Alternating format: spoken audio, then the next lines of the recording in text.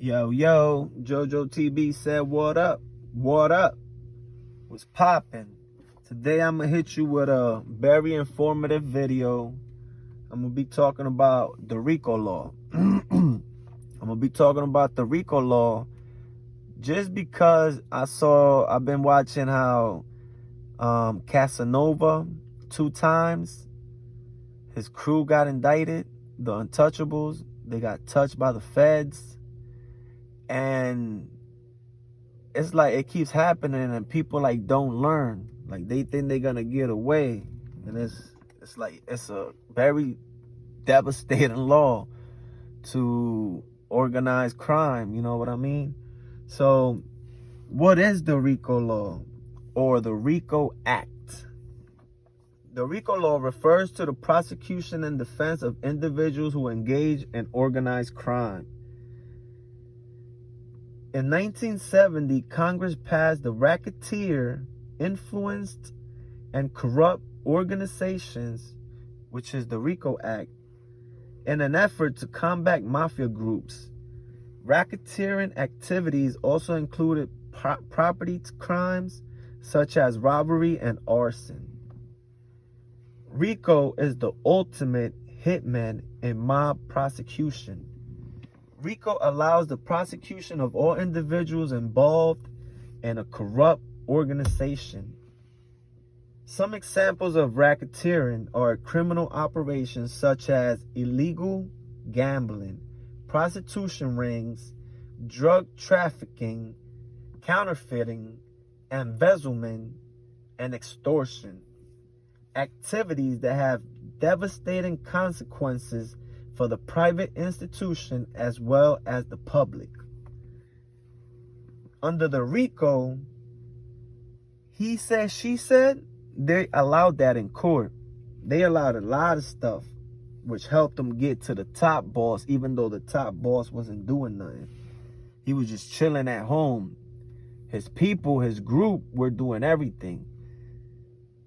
But they couldn't get to him because he wasn't doing nothing. You know, it was like that one cop said, you're judge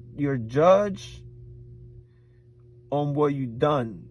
Like if you didn't kill somebody, if you didn't physically kill somebody, you can't get charged for that murder.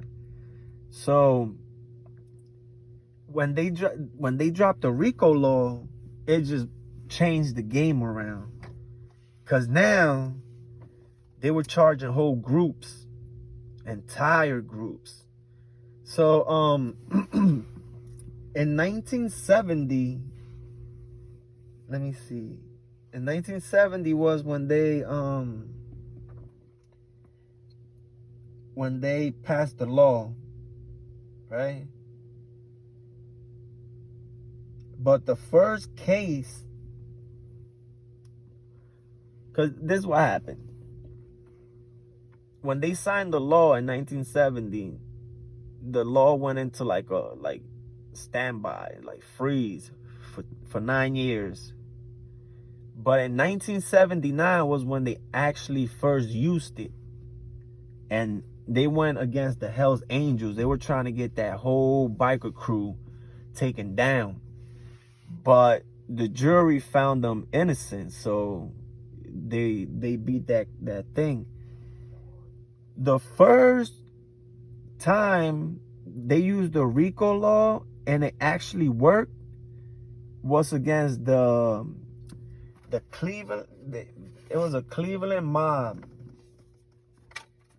It was a Cleveland mob, a Cleveland family led by James Licaboli. You know how he went down? You know how they got him? Well, he had a boss first, and his boss got killed. So when his boss got killed, that Licaboli guy, he became the boss. But while that transition was going on, the feds infiltrated them.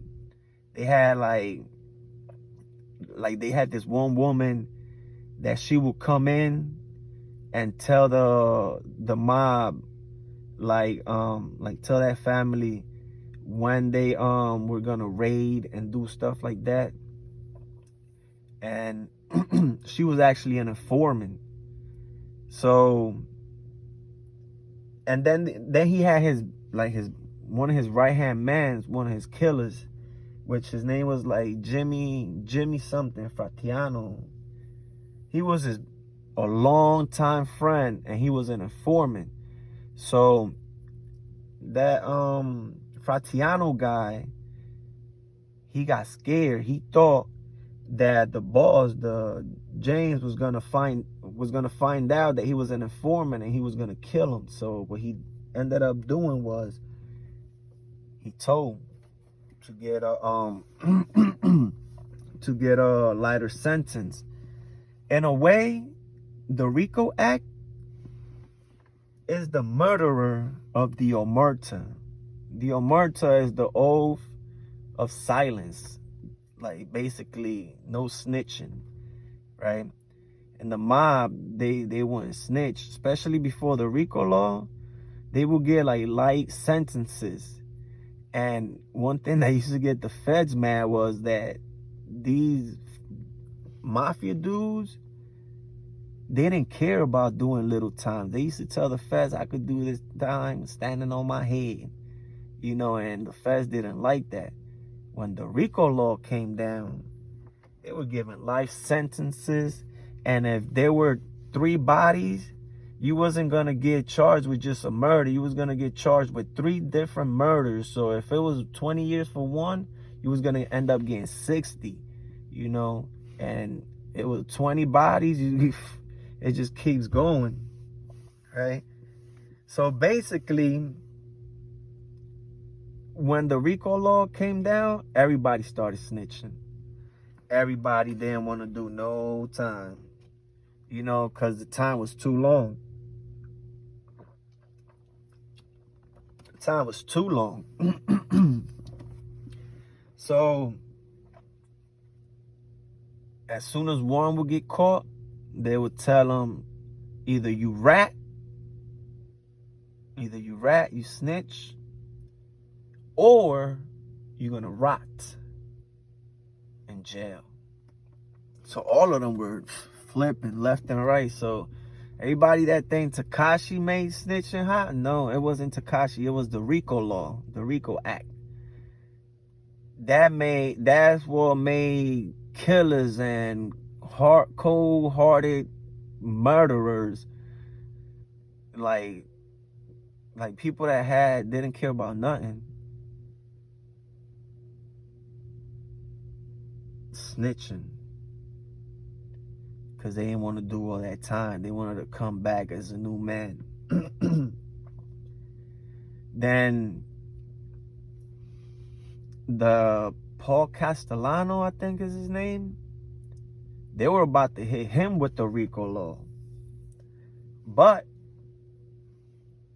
Gotti ended up killing him. And then Gotti got hit with the Rico. Cause and by his right hand man too, his number one killer, the Bull, Sammy Gravano, straight up ratted on everybody. That's the only way they took the Dapper Don. It's crazy. Cause now everybody's snitching, and it's like, oh shit, you can't do that. But the mob, they've been doing it for a long time. Since 1979. And now that you think about it, the Hells Angels, they beat their case. They got acquitted because the jury was like, we don't think a group of bikers with tattoos and long hair are considered an organized crime enterprise, and they beat it. But you know why I think they beat it? Because they didn't start snitching like the mob was doing, like the mob started doing. Because at the beginning, like in the 30s, well, in the 30s, that's when it wasn't even no Rico law, but the police, the feds, I think it was, they made a big move. What was it with that? I don't know. They made a big move, and the mafia like restructured their whole movement. Like they were started working a different way to the point where they were untouchable. You know, you couldn't get to them. And then, but when the Rico law came in 19, when they signed it in Nixon, I forget who it was. It was somebody, one of them presidents. When they signed it, 1970, like the mob bosses and like their lawyers and whatever, their defense lawyers, they didn't know what exactly was gonna hit, how exactly it was gonna hit them. You know, it like caught them off guard. You know, but yeah, I just wanted to let y'all know that little bit of what the Rico law is. So if you out there and you making money, make sure you make your money on your own. Don't be with a group, because if he messes up, they could get all three of y'all, or however y'all are, if it's 10 of y'all, whatever. They going after the group. And that now I see they've been going after gangs too. They got the Untouchables, which is Casanova 2X crew. They got Treyway, which was Shoddy's crew, and Mel and Jim Jones in them. And I seen they got the Chief Fredo from Boston up there. So I gotta think, man. I gotta think. Peace. Jojo TV said peace.